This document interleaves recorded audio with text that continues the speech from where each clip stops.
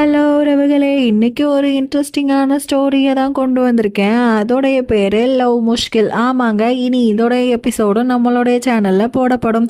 வாங்க என்னோட வீடியோ பார்க்க எல்லாரும்.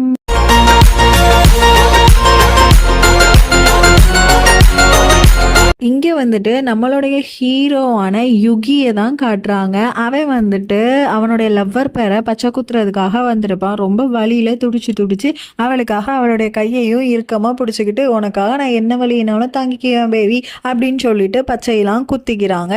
ஆனால் இது ஒரு ஃப்ளாஷ்பேக் மாதிரி தான் நமக்கு காட்டுறாங்க. இங்கே வந்துட்டு அதுக்கு ஒரு 3 தம்பிங்க இருக்கானுங்க. அவனுங்க செம்மையாக வந்துட்டு எப்படின்னா பொண்ணுங்கனாலே அப்படி வலிஞ்சிருவானுங்க, அந்த மாதிரி கேரக்டரு. அப்போ அவனுங்க முன்னால ஒரு யோகா டீச்சர் அப்படின்னு சொல்லிட்டு ஒரு பொண்ணு தான் வரா. உங்க எல்லாருக்கும் யோகா கற்றுக் கொடுக்க வந்திருக்கேன் அப்படின்னு சொல்லிட்டு வரா. அவளுகளை பார்த்துட்டு இவனுங்களுக்கும் செம்ம வழியெல்லாம் இருக்கு. அதுக்கப்புறம் வாங்க டீச்சர்னு உள்ள கூப்பிட்டு நிறைய யோகாலாம் பண்ணிக்கிட்டு இருக்காங்க எல்லாரும் சேர்ந்து. அப்போ அந்தாக்கில் இந்த பையனுங்களுக்கு வந்துட்டு யோகா பண்ணவே தெரியல. அப்போ வந்து சொல்லிக் கொடுக்க போவால, உடனே அவனுங்களோட சேர்ந்து கீழே விழுந்துருவா. அண்ணன் பார்த்து அண்ணன் வேற சவுண்டு கேட்குது அப்படின்னு சொல்லிட்டு அந்த வீட்டு வேலைக்கார சொன்னோட படன்னு எல்லாரும் மேட்டெல்லாம் தூக்கி வீசிட்டு இவளையும் மறைச்சி நின்றுட்டு இருப்பானுங்க. அதாவது நம்மளோட யுகியுமே அங்கேருந்து மேலேருந்து வந்துடுவான். வந்ததுக்கப்புறம் என்னடா ஒரே பக்கத்தில் நிற்கிறீங்க அப்படின்னா, சும்மா தான். ஆமாம், எனக்கு என்ன சீக்கிரம் எழுந்திட்டீங்க? சும்மா தான் அப்படின்றானுங்க. அப்படிங்களா, சரி உங்களை எனக்கு ஃபோட்டோ எடுக்கணும் போல தோணுதுடா, நீங்கள் என்னால் கொஞ்சம் தள்ளி போங்க அப்படின்னு சொன்னால் ரெண்டு பக்கமுமே ஒரே மாதிரி எல்லாரும் நவுண்டோடனே அதுக்கப்புறம் நீ இந்த பக்கம் தள்ளிப்போ அப்படின்னு சொல்லிட்டு நடுவில் நிற்பானா. அவனுக்கு பின்னால் அந்த யோகா டீச்சர் இருக்கிறத அந்த ஃபோனில் பார்த்துருவான். உடனே எனக்கு செம்ம கோவம் வந்துடும். யாரை கேட்டு இப்படிலாம் நீங்கள் பண்ணீங்கன்னு சொல்லிட்டு, இல்லைண்ணே டீச்சர் தானே அப்படின்னு சொல்லி பார்க்குறானுங்க. இவனும் பனிஷ்மெண்ட் கொடுத்துட்றாங்க அவனுங்களுக்கு. என்னென்னா குளிர் தண்ணியில் காலையிலே குளிக்கணும்னு சொல்லிட்டு அந்தாக்கில் இவனுங்களும் வந்துட்டு குளிச்சுக்கிட்டு ஐயோ அண்ணன் தெரியாம பண்ணணும்னு குளிச்சுக்கிட்டே இருக்கானுங்க. அதோட இவனுமே ரூமுக்குமே வந்துடுறான். அப்போ அவனுங்களோட தம்பிங்கெல்லாம் பேசிக்கிறானுங்க. என்னென்னா, அண்ணனை திருத்துறதுக்கு பொண்ணால் தாண்டா முடியும், பொண்ணால் அடிபட்டுச்சு அண்ணனுக்கு, அதே பொண்ணால் தாண்டா திரும்படியும் அண்ணனை வந்து சரி கட்ட முடியும் அப்படின்ற மாதிரி இவனுங்க பேசிக்கிறானுங்க. அது இங்கே ஒரு பொண்ணு வாளியை வந்துட்டு, அதாவது இந்த பிளாஸ்டிக்லாம் இருக்கும்ல, அதை வந்துட்டு தலைக்குள்ளே விட்டு செக் பண்ணிக்கிட்டு இருக்கா. ஆமாங்க, இதுதான் நம்மளுடைய ஹீரோயினான கியாரா. அவளோட பேர் என்னது? கியாரா. ஓகேங்களா, யுகி கியாரா.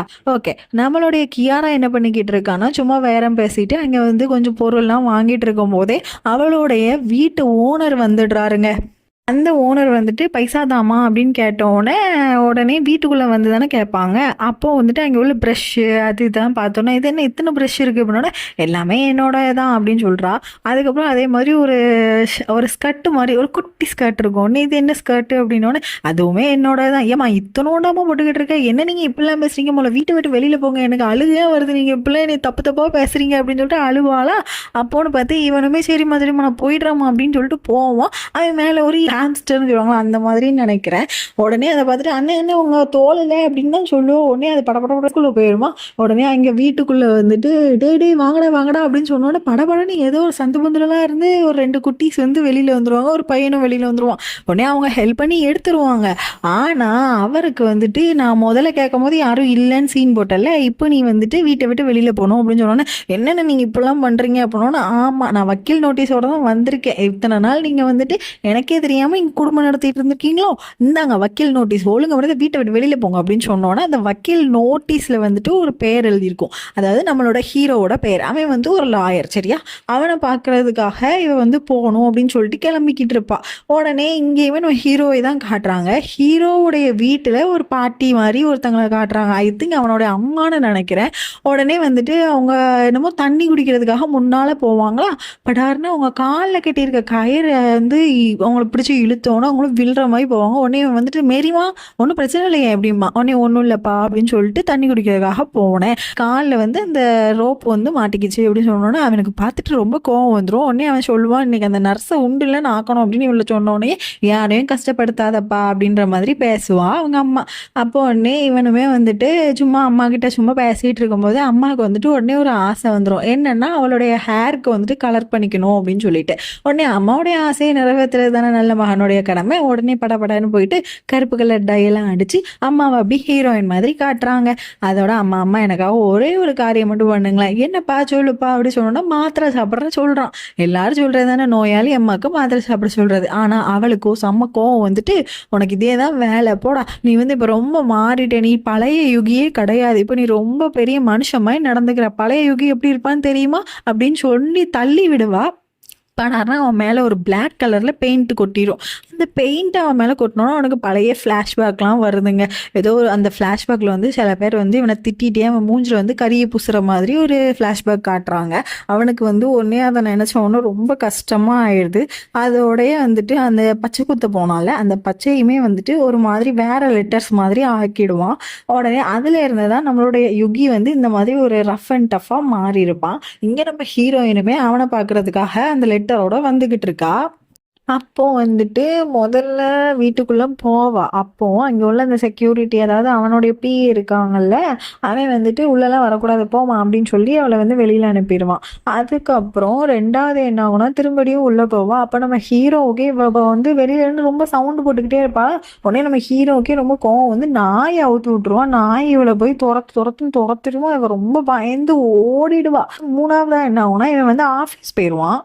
அப்போ வந்துட்டு இவன் அந்த வீட்டுக்குள்ள போகலாம் அப்படின்ட்டு போகும்போது நர்ஸு, அதாவது அந்த அவளோட அம்மாவை பார்த்துக்கிற நர்ஸ் இருக்காங்க இல்லையா, அவளுக்காக, அதாவது அந்த அம்மாவுக்காக லட்டூஸ்லாம் கொண்டு வந்திருப்பாங்கடே.